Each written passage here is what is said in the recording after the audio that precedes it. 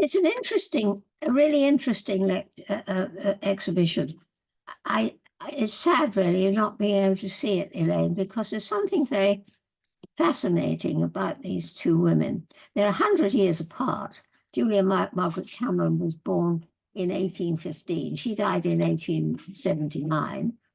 And Francesca Woodman was born in 1958, and she died in 1981. Now, the really, really tragic thing about Francesca is that she committed suicide.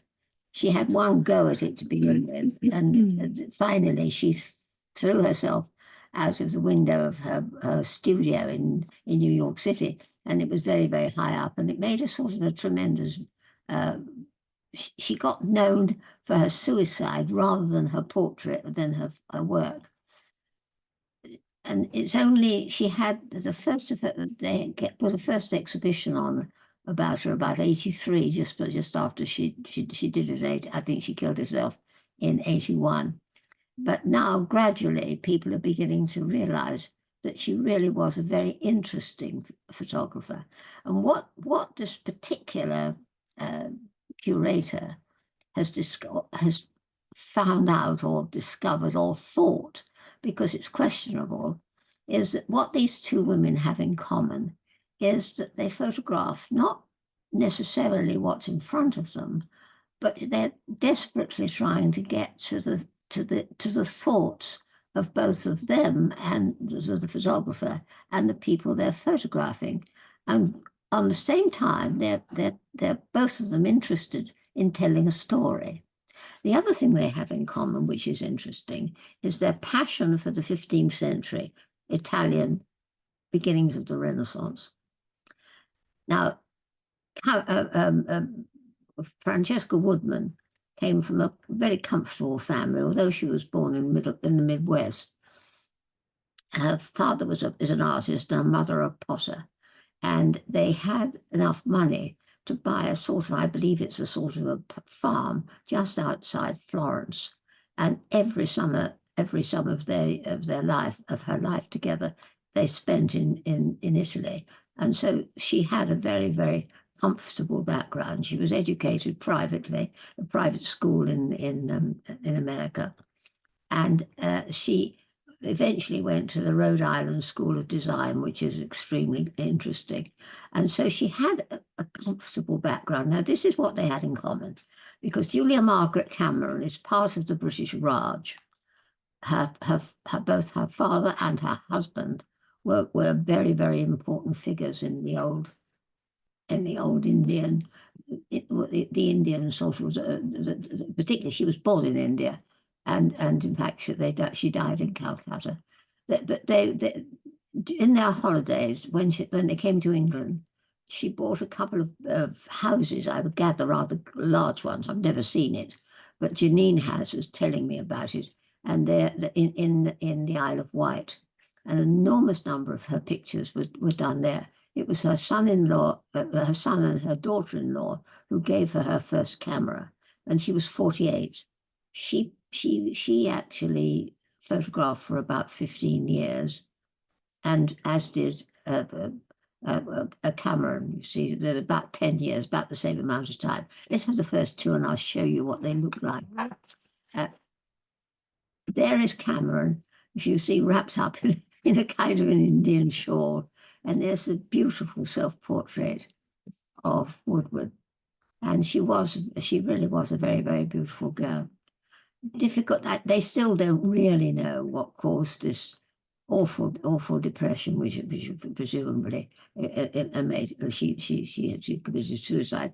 Now, so the date of the first one, we're talking about 1870, and in France, the other one is 77, so it's 100 years apart.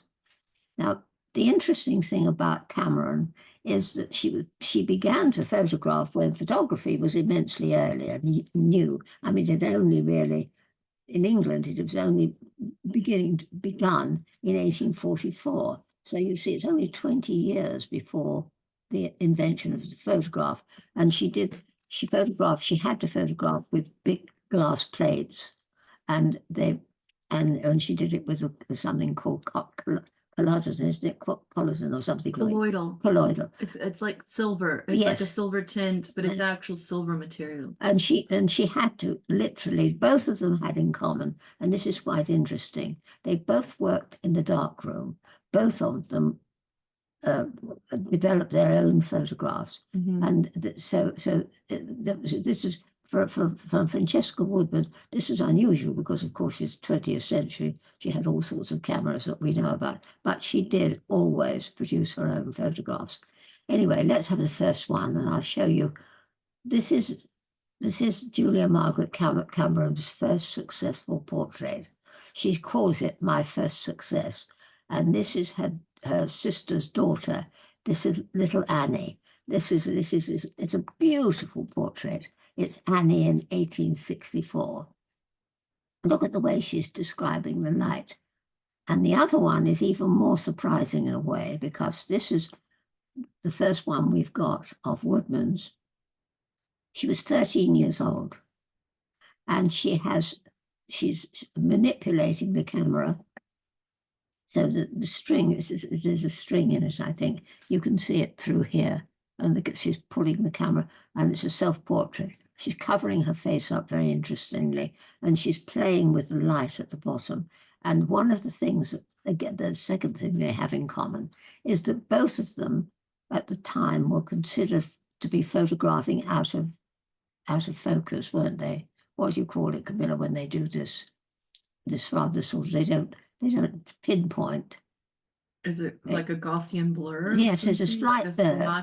They do this, and they seem to do it deliberately. And at the time, Cameron, because she, funnily enough, because she came from a very intellectual circle, and she had a reputation in her lifetime, and she used to show her work and be criticized because of this, what they regard of lack of clarity. And we'll see that this is another thing they have in common. Okay, next two. And it shows you. Now, this is very interesting set of photographs. This is Henry Fox Talbot. Now, he was a scientist and an engineer, and he was the first person to really develop the photograph in England. And he lived in a place called Laycock Abbey, and there it is in the centre, and that's his first successful photograph, and that was shown in 1844. And the portrait of him is a little later. I think that's a slightly later one. Yes, it's 1864. The photograph of him. And on the extreme right, those funny little things there are his cameras. Now, because they were working with glass plate to begin with, their images are much larger. Okay, next one to general image. Now, the second set is really a discussion basically only of Woodman. Now, Woodman's short career was she was much traveled. As I said before, the family had this country house, but most importantly, when she came back to the Rhode Island School of Design, she became interested in the Pre-Raphaelites. And on the right, you see an engraving which she would have seen of Millet's Ariel. This particular one is Ariel Ferdinand lured by Ariel, and it's 1849, and it's by Millet. And again, it's talking about sort of the spirit world as you see this particular thing. But the Pre-Raphaelites, again, they had this in common. But Woodman, when she went to Rhode Island School of Design, she actually left there in about 77, and for a year she went on a sort of a postgraduate place in Rome, where she became tremendously interested in surrealism. And this is very important when you look at her portrait, because this is what she gets her ideas from. And what we're looking at now is a portrait of André Breton, and on the left we have an image of his first important book, which was called Nadia, which she very, very much read and enjoyed. Breton himself died in 1966, but he's, as you know, he wrote the manifesto in 1924, after the First World War. He wrote the Surrealist Manifesto, and these ideas were very, very important to the development, really, of Woodman. Let's have the next, because what we're going to look at now is their mutual interest in the early 15th century. Now, what actually happened was that the world had sort of forgotten, basically, about Impressionism, and it really was the Victorians.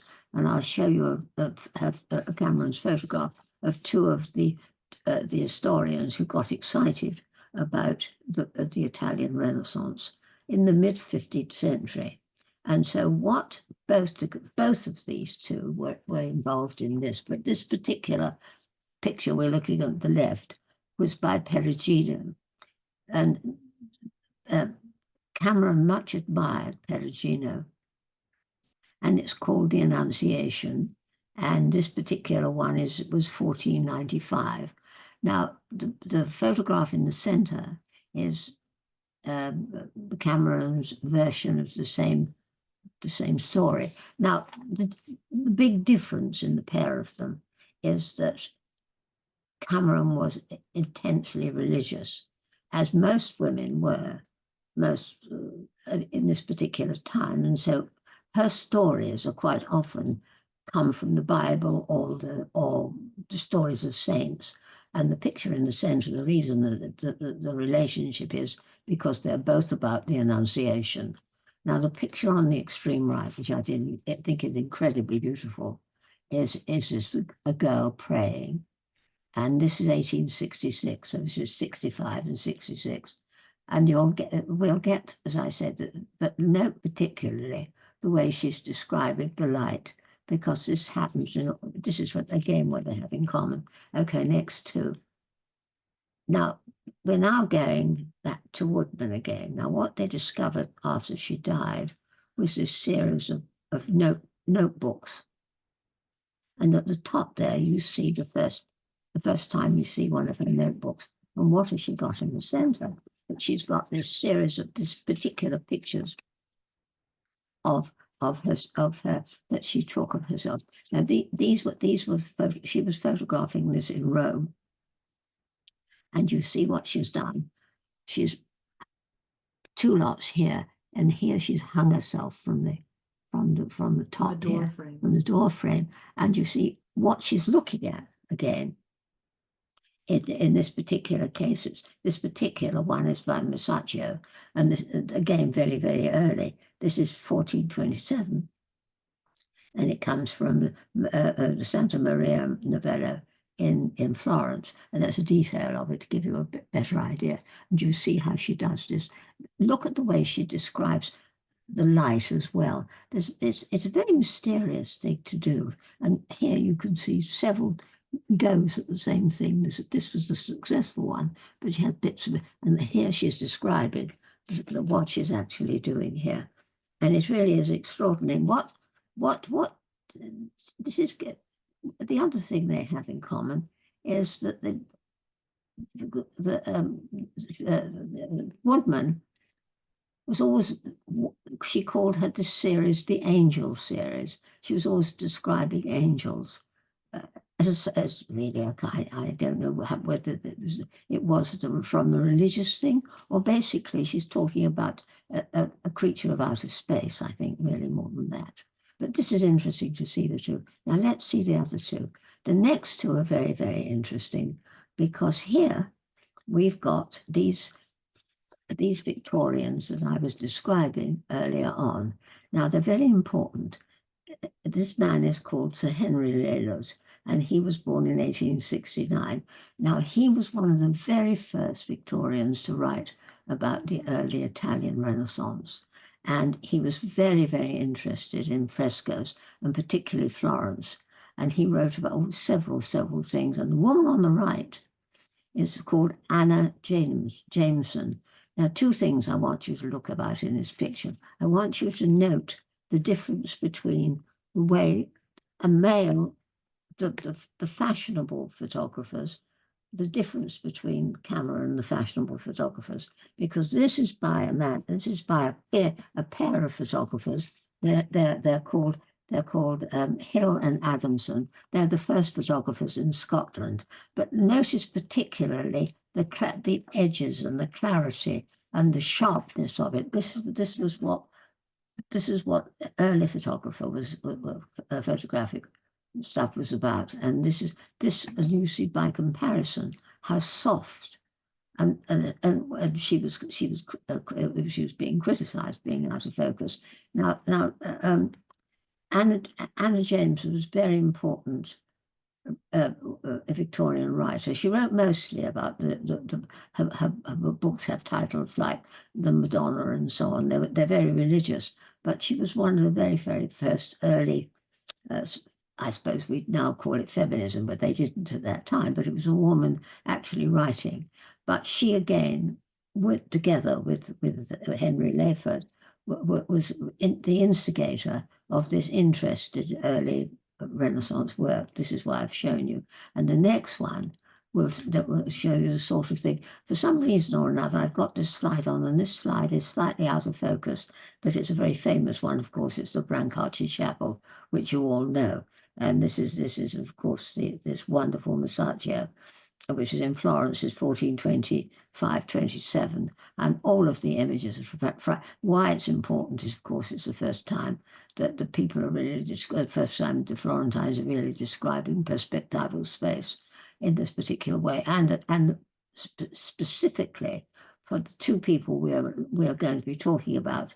Masaccio is not only interested in the architectural and perspectival space, but he also describes emotion, because in the top left-hand you have the expulsion of you have the expulsion, and this is the sort of thing they both had tremendously in common. Actually, the Victorians called it the Sistine Chapel of Florence. Okay, next one, they absolutely adored it. Now here we see a Cameron responding to this kind of imagery. And in this particular case, in this one, it's May Day, I think. I'm just turning the things over. I'm not doing this very well today for some reason. Yes, you see, I'm not getting it right. Sorry. That's okay. Here we are. It's better. I can't remember the title, and I think it's called. It is called May Day. It's 1866, and they're crowning the May Queen. And this particular one is 1866. And what I want to briefly to talk about, she, as I told you, they spent there when they came back from India. They had these two very large houses at the Isle of Wight, and she had, of course, servants and all of the people who were posing for her, apart from the children, which were her sort of grandchildren and people, and the grandchildren of her friends were her servants, particularly this lady in the middle who is the May Queen. She is called Mary, and she was she always posed for Cameron. It's a very interesting one. You can see the really interesting way she's describing these children. Okay, next one. And again, these are wonderful. I mean, absolutely fantastic. This one is the Angel at the Sepulchre, and it's 1869. And this lady is her servant, but her major model. She's called Mary Hilliard. And the other one is the Angel of the Tomb. And basically there's a story, the Christian story, but they're wonderfully, wonderfully photographed. Look at the way she deals with the light. Now the next one, we're going to see Woodman. Now this is very interesting. These were actually, these particular photographs were 1872, and they were done in Colorado, where she lived. And they're very, very interesting. They're self-portraits, of course, and she is responding to nature in a particularly innovative, what we now believe, what now in the contemporary world, we're taking it very, very seriously. And she almost seems to become part of the trees when she's photographing herself like this. The family came from Boulder, Colorado, and this is a slightly wild part of the area behind it. But what is interesting, and what we can't really see here, but we see in other photographs, is that this particular place that she chooses to photograph is right next to a cemetery. And so behind this shape here, you would see sort of tombstones and so on. Now, this is very interesting. Look at her here. You can just about see her coming through the woodland here. And she does really seem to become part of the wood. They're really very interesting. These were done in 1872. These were done when she was working. She was a student at the Rhode Island School of Design. But this was in our holiday. And she seems to become part of nature almost here, and particularly here. She does a series of these. Okay, next one. These are amazing. These are about reflection. Now, this is so interesting. When you look at these now, these are later. These are slightly later. But this particular one was done when she was in Rome, and it's untitled. And it's 1977, 78. But look, she's with her boyfriend, who we'll see a photograph of later, and you can just about see him here. But look at this marvelous use of the reflection here. This is what's so interesting, and this is terribly interesting. I told the people on Tuesday that I'd see, you can pick this up on television. It was not on YouTube. I don't know whether this works in Australia, but there was this rather interesting man talking about Woodman, and his point was that she used a particular diagonal sort of composition over and over again, and it's very clear here. These are her legs, of course, but here again is the reflection of the legs here. And this particular shape, he points out that this is in almost every one of her photographs. And I think these are very impressive. Okay, next one. And again, look at these. Look at the reflection here. Isn't this extraordinary? Now remember, she's in Rome, and this is when she's got tremendously interested in surrealism.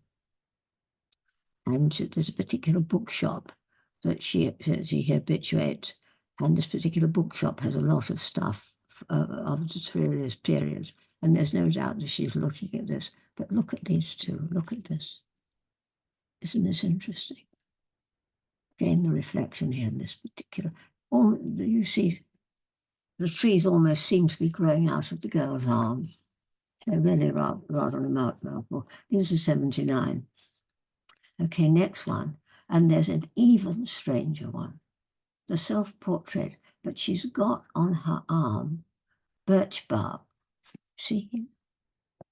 She really is becoming part of this forest.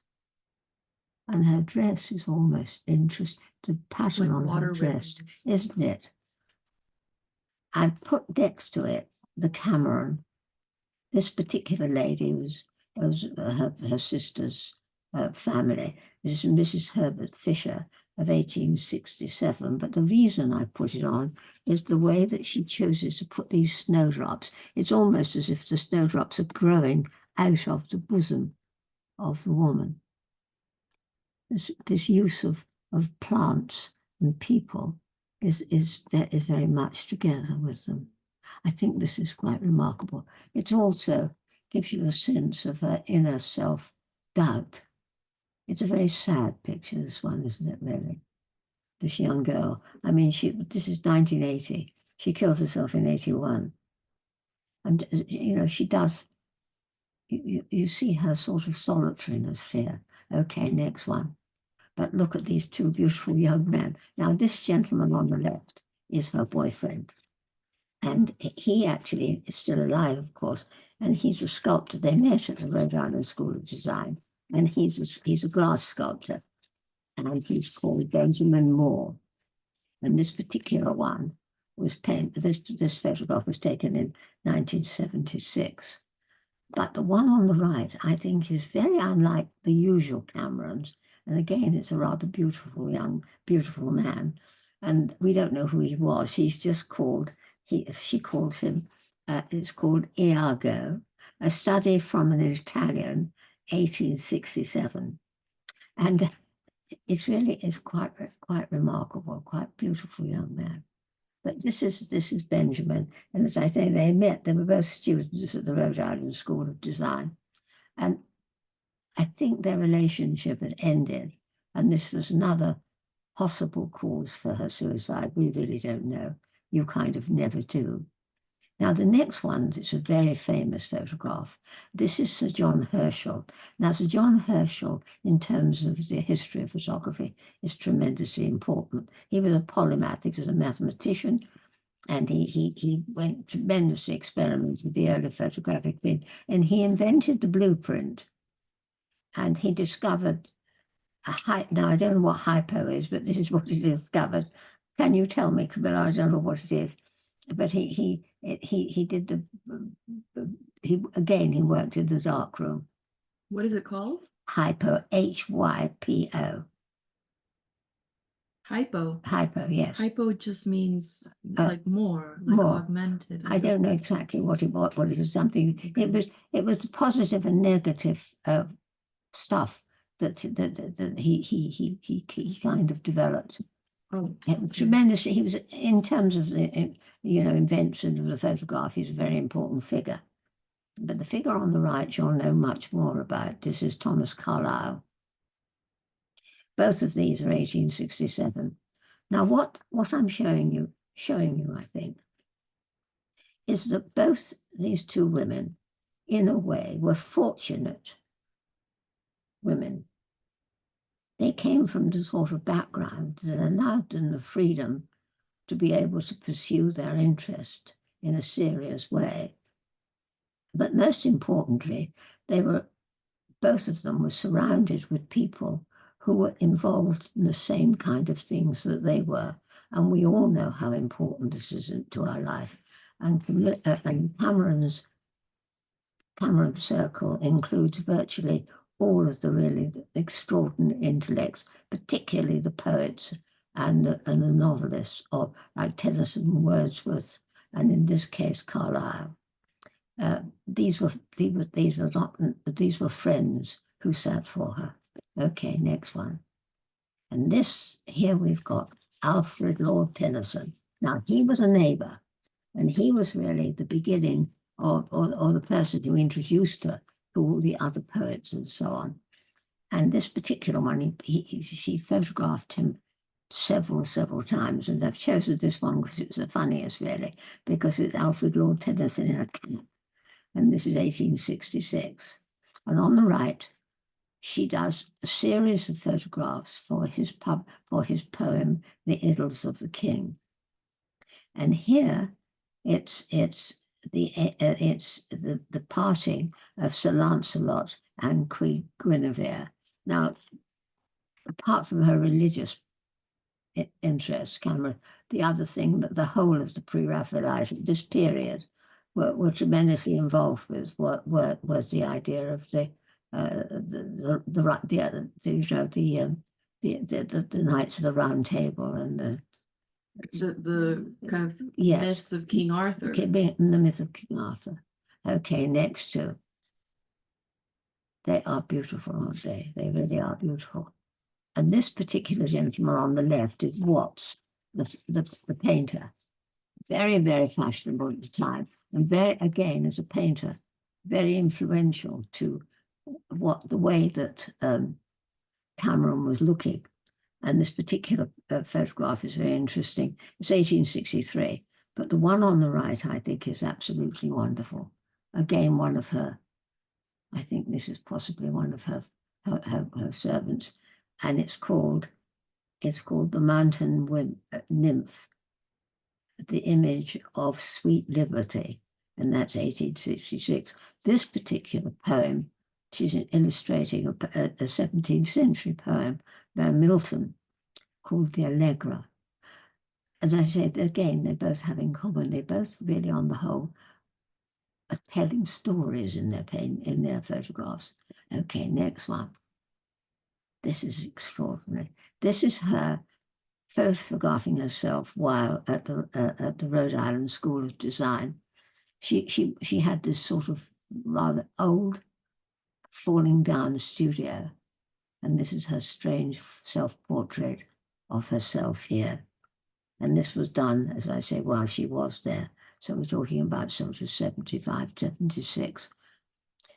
But the Cameron is Tennyson's May Queen. And again, this is just called the May Queen.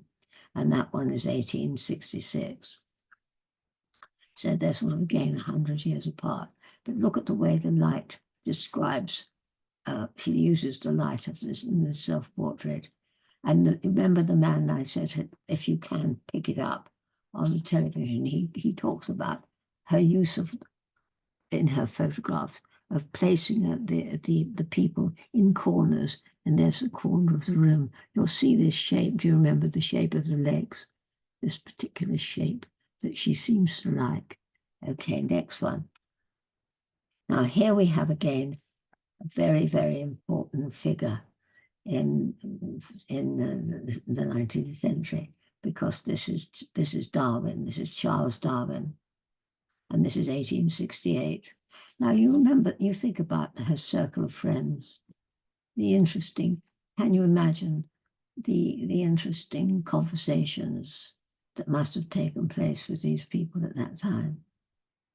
Now the one on the right is a reference really to the Pre-Raphaelites, because this is William Rossetti. He is the brother of Christina and Dante Gabriel, and he was the writer. He was the writer really of all their work. And this is 1865. And actually, in terms of the world, the first Pre-Raphaelite exhibition took place in 1859. And Darwin's Origin of the Species was that year, as was Tennyson's Idylls of the King. Do you see how these things are all together? Okay, next to this, I think is so interesting. This is such a strange way of the photography. This is, again, comes from, this is Leda and the Swan, but actually it's a friend. It's Lucy with the Goose, because the reference is Leda and the Swan. This is 1978.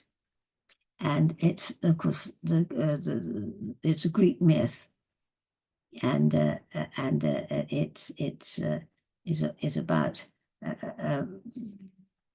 the rape of Leda, the Spartan queen. And here you see she's talking about her angels, and here this extraordinary photograph of herself, and the way that she's almost part of the. It's very odd, isn't it, Camilla, this picture? Very strange. And this perspective is astonishing. And suddenly that umbrella, strange umbrella at the side. Okay, next one. And this is another one. And this is what she calls herself, on being an angel, she calls this. And you see, remember this shape of her breasts. Here, it's very beautiful. And it's really very interesting. Again, self-portrait here. So these are now what happened and I'm going back now to the middle of the 19th century. What happened, of course, in the 19th century, actually in 1807, Elgin, who was the ambassador to Greece, and Greece at that time was under the Ottomans, rescued. The fashionable thing is to criticize him, but I'm being a bit more generous about it. But he rescued the Parthenon marbles, and they came to England as the Elgin marbles, as you know, and actually they were tremendously important in terms of our development, particularly architecturally, because you know when eventually they built the British Museum, it was in a very classical mode, and what we're talking about is what they both have in common as an interest in classicism at this time. And this, of course, is the Parthenon marbles on the left, and on the right it's one. She did two of them of Cameron's imagery. It's a second version of the study of the Elgin marbles in 1867.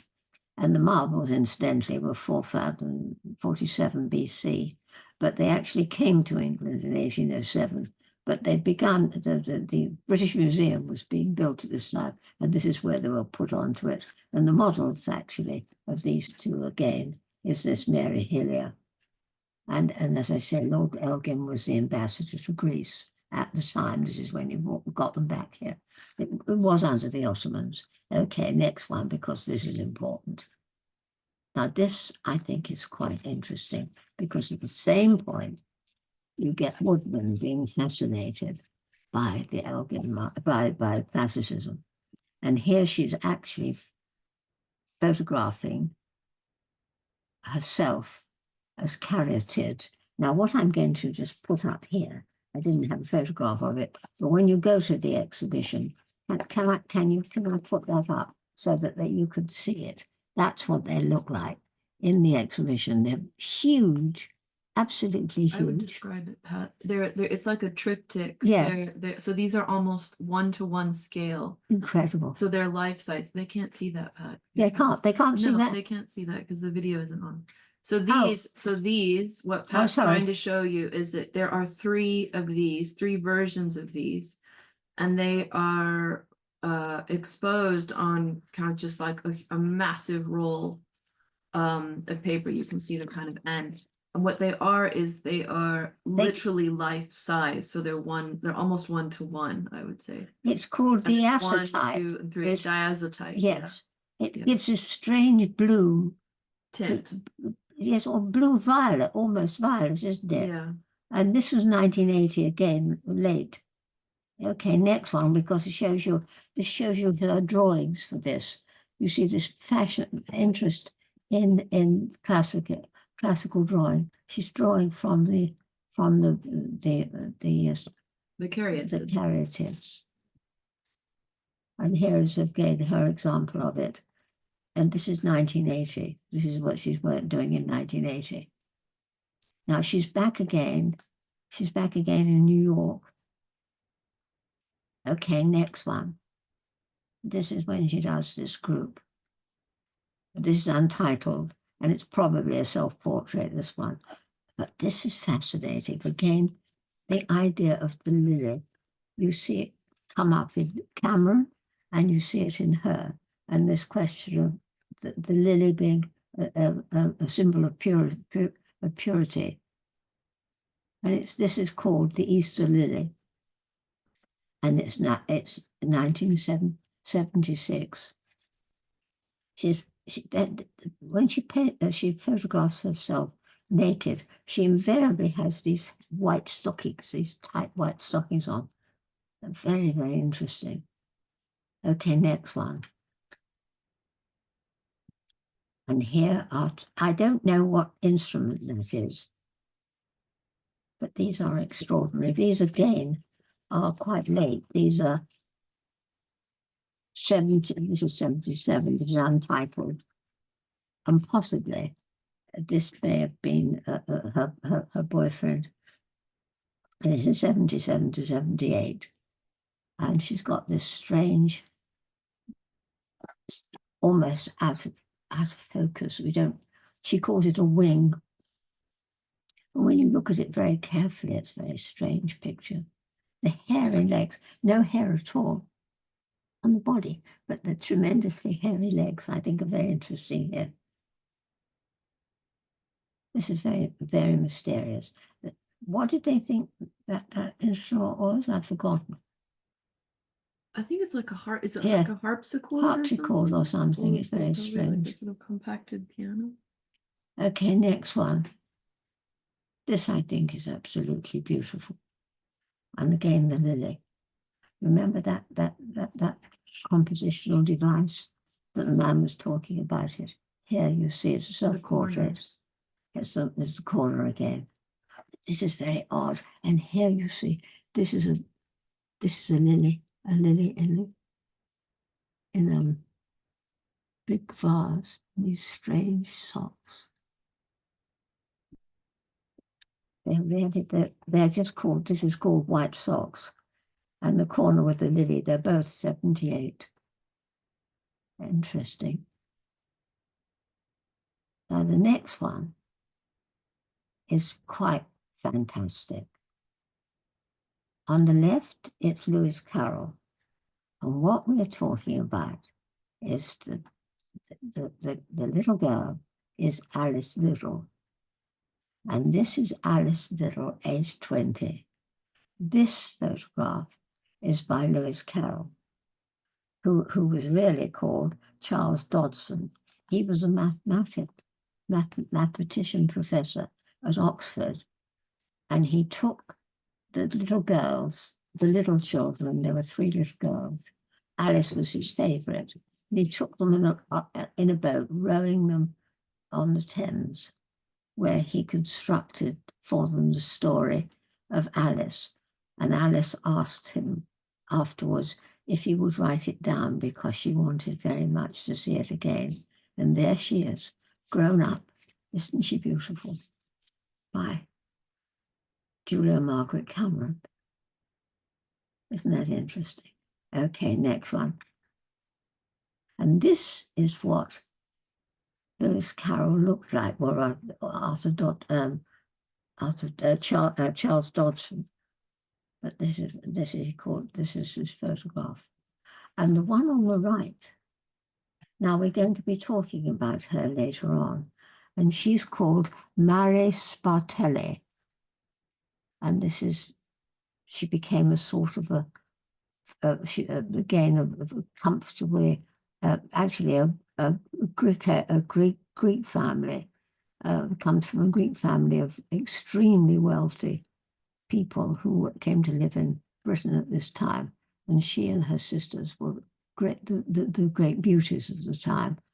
But she became interested in becoming an artist, and she became part of the Pre-Raphaelite, the second group of Pre-Raphaelites. She was taught by Ford Madox Brown, but this is her being a model for, she was a friend of Cameron. Okay, next one. These, I think, are the children. I think is quite extraordinary. Of course, they're sort of Christian. They're supposed to be Cupids. I think they're sort of the idea, Victorian idea of Cupid. But they do look very, very beautiful. They're 1872, and this one is called I Wait, and you see here the wings. And the other one, which I think is slightly more, it's a strange title, The Infant Bridal, which I find a bit funny. That's 1864. And this is 1872. So this is first and this is second. And of course, this particular group are based on images, engravings from the putti of Raphael's Système with Madonna. This is what they were Lord Cameron was looking at. Okay, let's have the next two. Aren't they strange? Now, these are when she was at an art school, and this is untitled 77, 79, and she's in the corner, absolutely part of the corner, and the way the light is absolutely destroying her, really. And this is even odder. This is self-portrait talking to Vince. I don't know how she did that. Do you know? Isn't it extraordinary? There's traces of the writing. Isn't it strange, Camilla, this one? That's she might have, so this is the concrete on the wall. Yeah. But this, what she might have done is, as it was developing, she might have sgraffitoed. You think? like taken something and sort of scratched the film as it was developing.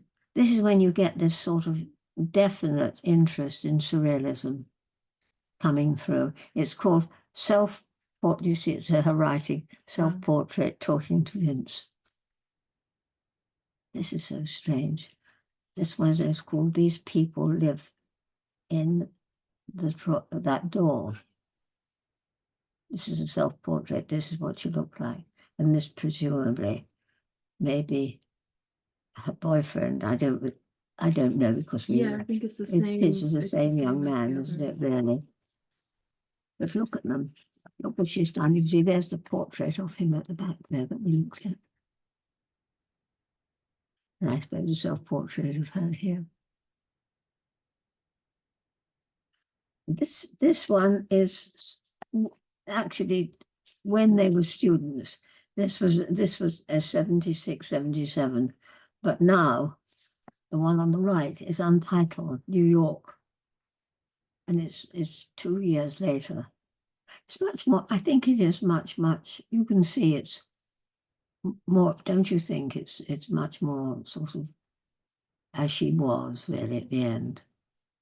In what way? Well, I think it's more, I think it's a better photograph is what I think I'm saying.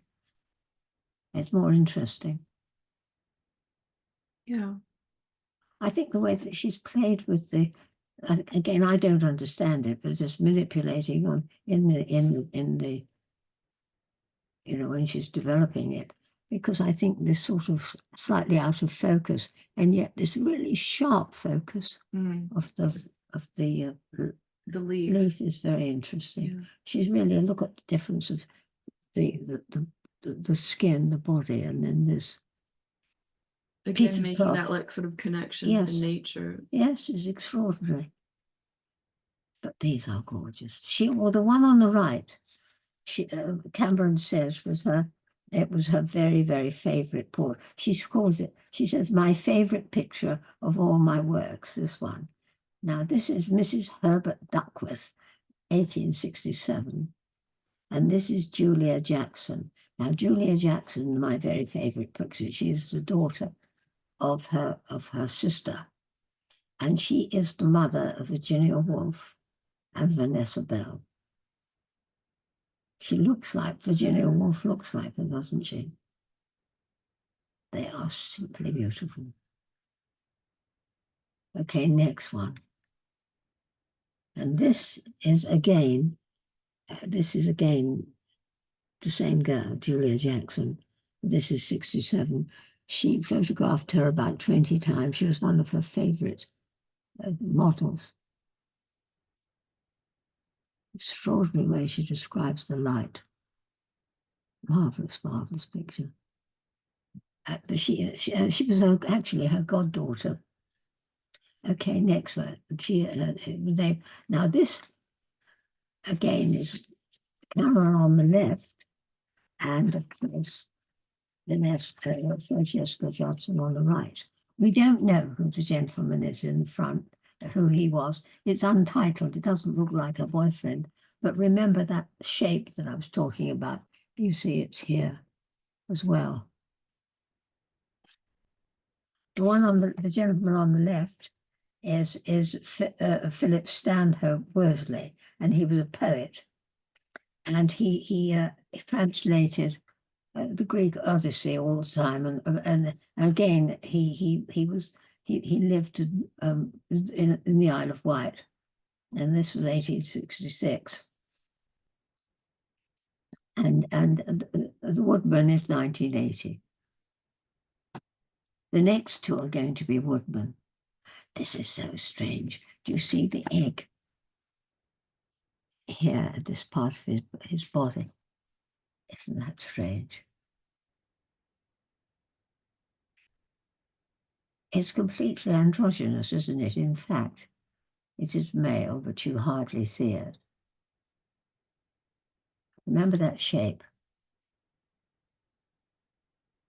The corner of the room. The one on the right is even stranger. There's something, I think, immensely sinister about that. I don't know quite why I'm saying that. This one, this one's 79, this is later.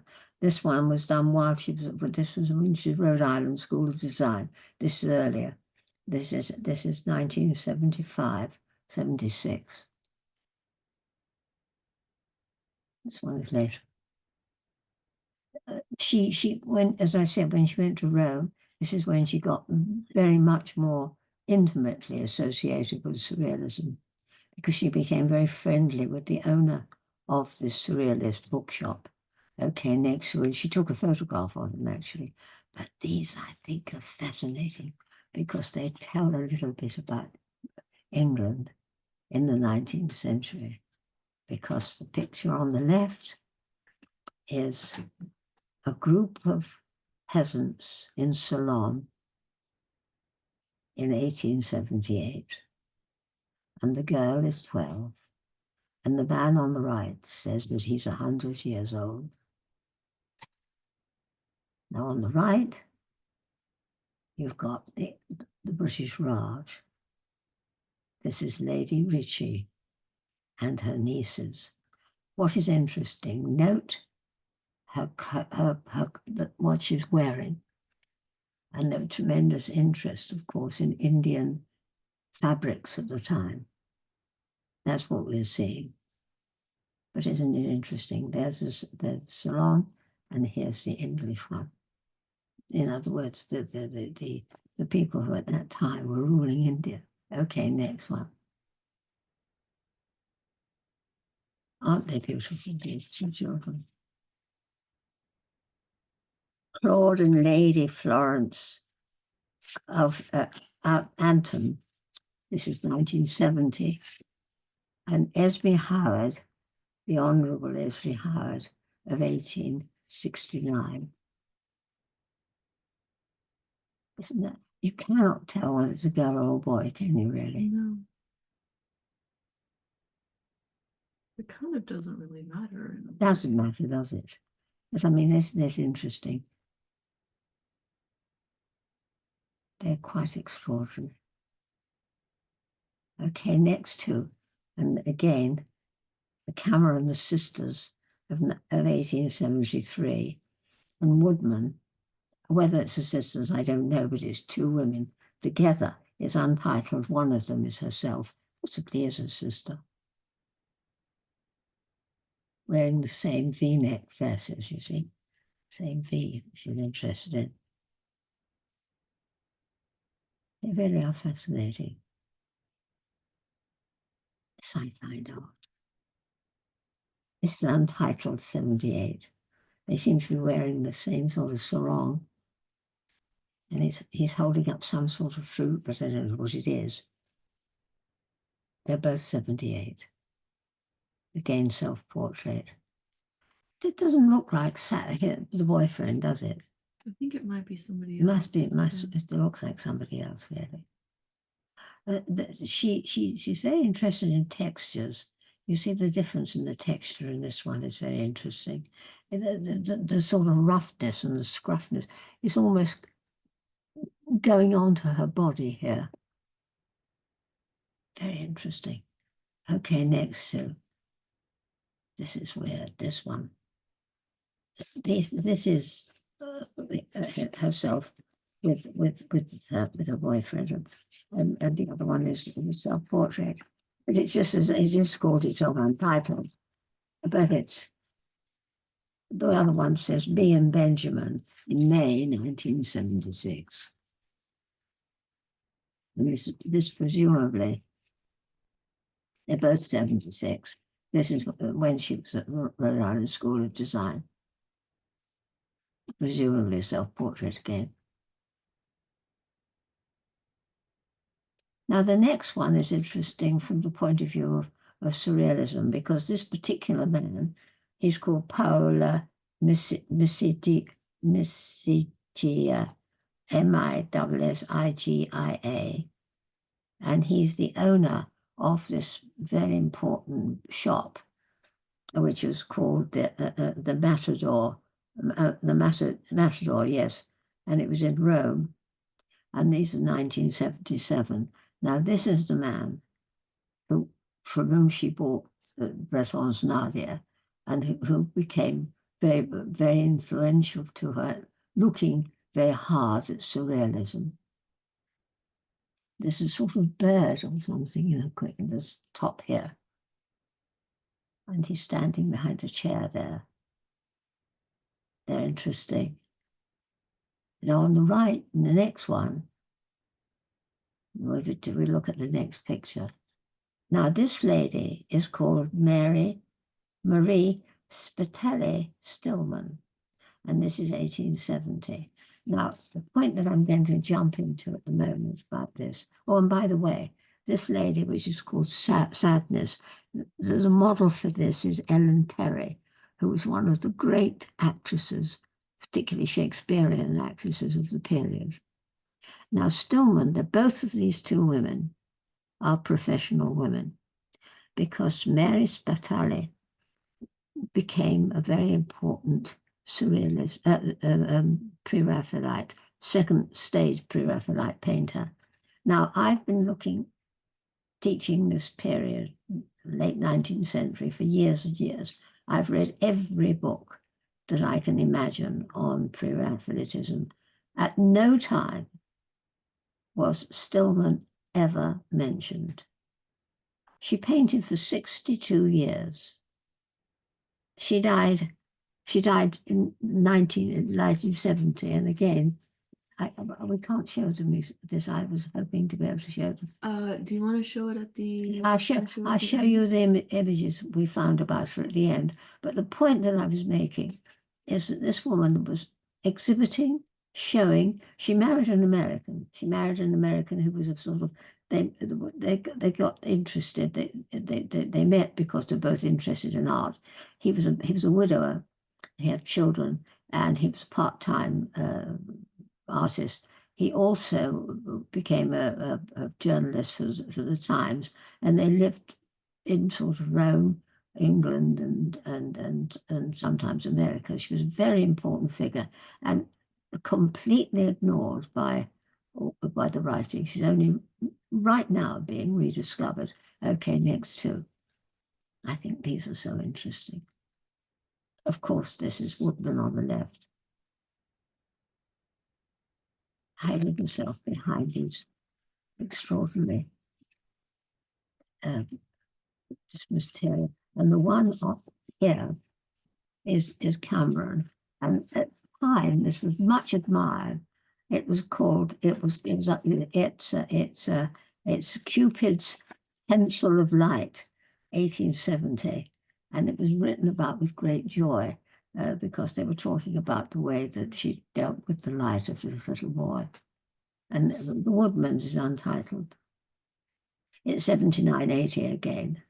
The next one is a very strange one. This is deliberately she did herself.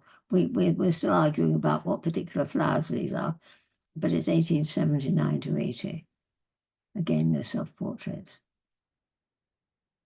Very strange. Now I'm going to end with the pictures she did, Cameron did. I don't think that they're bluebells. Are they blue? No, they're not bluebells. These are the pictures of her family. This is one of her sons, Hardinge Hay Cameron, in 1864. And here is a picture of her husband, Charles William Cameron.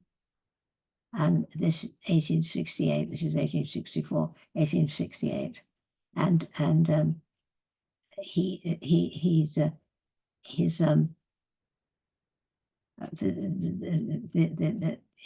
they both returned to India after she'd done this thing. And but this is very, very interesting. He looks exhausted. Okay, next one, because this is the last. This is so beautiful. This girl married her second son, Ewan, and became the mother of her grandchild. The flowers are foxgloves. Oh, foxgloves. Okay, that's it. Thank you, dear. And this is called My Grandchild. And this is August 1965. And this is Mrs. Ewan Hay Cameron. of 1969. She says it's her daughter-in-law. She's her beautiful daughter-in-law. And this is my first grandchild. Isn't it charming? Both of them, one is 69 and the other one is 65.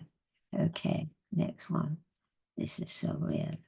This is called Polka Dot, and the other one is Space. And she threw herself from the studio window in 81. There's a sense of great torture in these, I think.